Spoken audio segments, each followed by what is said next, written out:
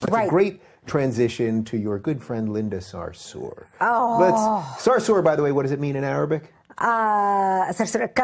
Cockroach. Cockroach, okay? I like you had to think for a second. Cockroach, okay. So let's talk about this woman because she's become a hero of the left. I see Bernie tweeting, I stand with Linda. I've seen people like Van Jones claiming that her critics are bigots. She really does not like you. I mean, she had a tweet from a couple of years ago that was genuinely threatening you if you were to live in her city, which maybe we'll put the tweet up. And then she tweeted perhaps the most vile thing that I've seen on Twitter, which was something to the effect of that she would take away, that women like you, like Brigitte and Ayaan Hirsi Ali, don't deserve their vaginas, and that she would take them away. Now, of course she knows that Ayaan has underwent female genital mutilation, that Ayaan has lived her whole life to defend the Western principles that you're talking about here. So this is pretty obvious to anyone that knows anything about this. It's clear to me what she's doing. She does not care about these women's organizations, and yet she's lauded as a hero of the women's rights movement while they're out there in vagina hats. What is going on here? Linda Sarsour is a very smart woman. I have to give her that, because she is a master manipulator, knowing exactly how to manipulate the gullibles to advance her cause.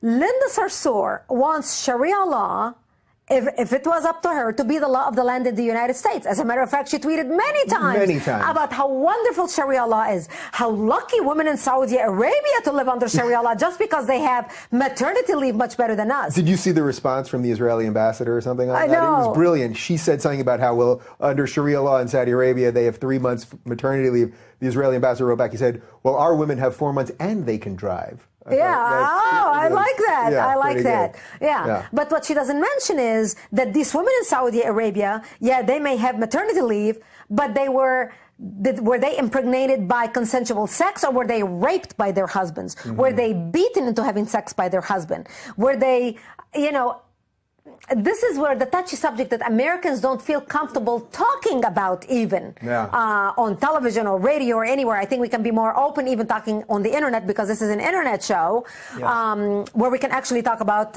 semi-truth. We can't even be too open. But women in Saudi Arabia are nothing but chattel. That's what the Quran talks about women. Women are second-hand. The hadith says women are like your field. Plow into them as if you plow into your field. Treat them like barn animals. The Quran looks at women as a material object to be used for pleasure and to be used to take care of the household, to clean. Basically, a woman is a servant, a cleaner, a factory for making babies and taking care of the babies. That's it. And supplying the pleasure for the husband. The husband can divorce her by saying 3 words: you're divorced, you're divorced, you're divorced. And that's it, she's divorced. No papers required. The women have no right. A woman's testimony is worth half of that of a man. So this is the type of world that Linda Sarsour wants women in the United States to live under. But the gullible women's movement in the United States who came out, they hate the conservative movement so much because the conservative movement is shining a light on what Islam is all about. And because they have gone out of their way to defend everything on the left and the Islamic agenda, that in order for them to start even looking at what Sharia law is and how women are treated, would basically make them liars, with egg on their face, that they have fought actually to protect these rights, so they just ignore it completely. They don't talk about it. So when you see at the Women's March these women wearing the hijab, or that picture of the girl in the niqab, in an American flag niqab, which I've mentioned this before. I was in West Hollywood a couple weeks ago, which is quite literally the gayest place on earth. And there was a bunch of gay guys that sell mannequins, and they were all naked, except the one they had dressed was the niqab.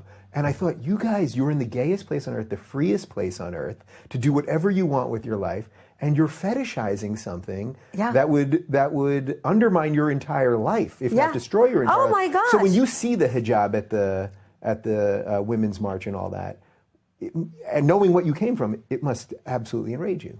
Oh, it's very sad. It saddens me because when I see what the American public is trying to sell our daughters and our future generations as acceptable without recognizing the ramification of it. Because Americans are not seeing the ramification. When you start seeing hijab popping into a community, that's a sign of radicalization. That's not a sign of progressiveness. That's a sign of going backward. That's actually the first sign of a radicalization of a community, because that means they're becoming more devout, more following the Quran to the letter, oppressing women. A woman in a hijab means you are shameful to look at, you are dirty to look at, therefore you need to be covered because you are a walking sin. So if I am tempted to look at you or to rape you, you made me rape you because you made me see your ankle because it flashed a little bit under the hijab, and therefore you deserve to be raped, or you deserve to be beaten, or you deserve to be abused. What message are we sending our daughters? Yeah. So you basically think that there's malicious intent with Sarsour herself, but basically the other groups, the gay groups and the women's groups and these other progressive groups, they just don't know what they're doing. Basically. They don't know what they're doing. I would assume some of them do have bad intentions, I think. But I would argue that most of them just don't even understand this alliance that ultimately will eat itself. You can't say you're for Muslims and for gay people if those people have competing things. Now, I would hope that most of them would forget any of their prejudices and just live together. But the idea of we're for this group and this group, it throws out all of the individuals. Right. Like we've got to be able to look at the problem we are facing as a society. We all came to America. America is a melting pot. We all came from all over the world. We came here because we loved everything America stands for. You know, I may disagree with this person passionately. I may disagree with Linda Sarsour passionately. But I will fight to the death to make sure that she has the right to say what she needs to say. Even though it makes my skin crawl, she has the right to do that. And look at me, I can't even speak on college campuses. I mean, the last college campus I spoke at was the University of Detroit at Ann Arbor. I had to have 9 security officers and a K-9 unit to sniff the auditorium for bombs an hour before I spoke. Yeah. And that's from an American university. All right, you want to find a university we can go to together? Let's find one we can go to together and just see what happens. I would love, can you imagine you and I on the road as a team, a conservative national security expert, and you as a gay conservative on national security? People, you know, don't expect people like us to come out and stand for what we believe in, and that is the protection of our country. That's what we care about. People are welcome to come here, pray to whatever God they want, build whatever house of worship they want. We are all for that. Our Constitution gives them the right to do that. I don't care what rocks you believe in, as long as you don't throw those rocks at me wanting to kill me. You know? That's what America's all about. So we need to shine a light on the problems, and we need our people, all Americans, to develop the backbone to start saying, let's step back and look at the problem that's threatening all of us. Under Sharia law, gays are thrown off of buildings. Women are stoned to death. Women are whipped. You know, if they are seen kissing a man, or if they are impregnated out of wedlock, or whatever the case may be, women are forced to marry. Women are allowed to be raped, and even in their marriages. Is this really what we want in our society? A woman can be raped and she needs 4 witnesses to basically, for the judge to agree with her that she actually was raped, 4 male witnesses. And by the way, we are seeing this leak into Western society. Just in the last couple of weeks, there's been a bunch of stories about, for the first time, people are being arrested because of FGM.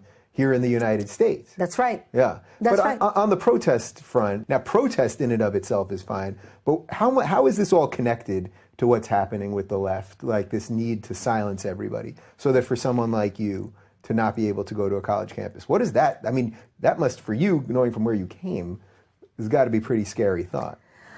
It is a scary thought because I value freedom, because I come from tyranny. I know what it's like to be muzzled and not be able to say what you need to say lest you be killed. Where I come from, any country in the Middle East, I don't care how liberal it is, Jordan, Egypt. So I'm going to give you the top 2 liberal countries in the Middle East, Jordan and Egypt. If you say anything against the king, or you demonstrate against the king, or you don't agree with something against whatever leader, you are literally rounded on the street corner and thrown in jail. Period. Your family will never hear from you again. You are tortured, you are beaten, you are raped, you are sodomized, whatever it is. Nobody will come to your aid. And that's Jordan and Egypt. So I understand how valuable it is to be able to come together and demonstrate and protest and express our opinion freely. And we are losing that in our country. And the irony is we are losing that because the left, who supposedly stands for tolerance and multiculturalism and open-mindedness and fairness, are muzzling our speech to be able to say what we need to say and let people